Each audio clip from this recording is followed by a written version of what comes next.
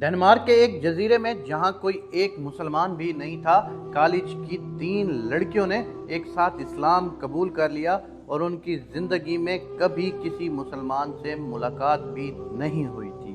یہ ہیں یولیا اور اس کی بہن اور ایک سہیلی۔ کلمہ شہادت پڑھنے کے بعد اگلے روز جب یہ حجاب پہن کر کلاس پہنچی تو پرنسپل نے انہیں بلا کر پوچھا کہ تم کو کس نے ورغلایا؟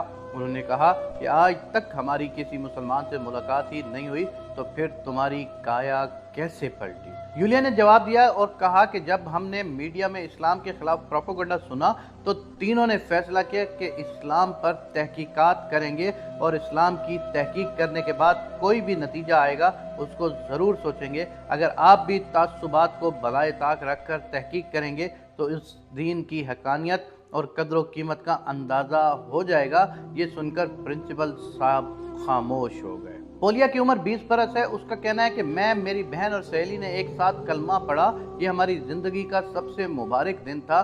ہماری خوشی کا کوئی ٹھکانہ نہیں تھا۔ کلمہ پڑھ کر ہمیں روحانی طمانینت اور سکون ملا، اسے الفاظ میں بیان بھی نہیں کر سکتے۔ اب تک کسی عالم دین تو دور کی بات، عام مسلمان سے بھی ہماری ملاقات نہیں ہوئی تھی۔ سارے احکامات پر خود نیٹ سے معلومات حاصل کر کے عمل کرتے ہیں۔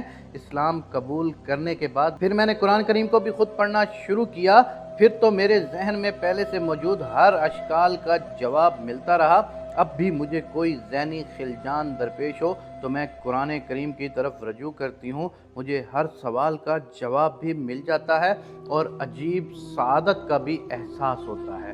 اب میری تمنا ہے کہ میں عربی سیکھ سکوں تاکہ براہ راست قرآن کریم کا استفادہ ممکن ہو۔ پولیا کا کہنا ہے کہ اب میرا مطمع نظر صرف اللہ تبارک و تعالیٰ کی رضامندی، مخلوق چاہے خوش ہو یا ناراض، مجھے ہر وہ کام کرنا ہے جس سے میرا رب راضی ہوتا ہے۔ میرے پاس جو کچھ بھی ہے وہ میرے رب العالمین کی امانت ہے۔ نماز، روزہ اور حجاب وغیرہ کو دیکھ کر میرے بعض عزیزوں نے کہا کہ یہ بہت مشکل مذہب ہے، اسے چھوڑ دو۔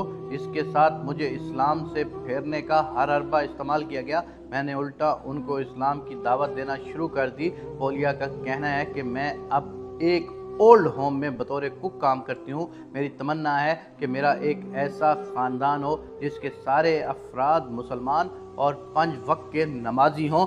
سبحان اللہ، سبحان اللہ۔ اسلام میں کشش ہی ایسی ہے، اسلام میں قوت ہی ایسی ہے کہ جو ایک بار اس کا ہو جاتا ہے پھر وہ کسی دنیا کا نہیں رہتا۔ جو ایک بار اپنے رب کو پا لیتا ہے اور اس کے پیارے نبی محمد مصطفیٰ صلی اللہ علیہ وآلہ وسلم کی تعلیمات کو پڑھتا ہے تو پھر اس کا واپس دنیا میں جانے کو دل نہیں کرتا۔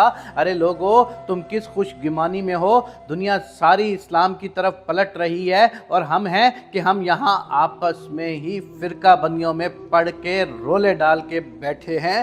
ہمیں اللہ تبارک و تعالیٰ سے یہ دعا کرنی چاہیے کہ میرے پاک پروردگار، جس طرح تو نے اسلام کو ہمیشہ سر بلند رکھا ہے، ہمیں بھی توفیق دے کہ ہم اپنے اسلام کو دل جمی سے سمجھیں اور ایک دوسرے کے دشمن نہ بنیں۔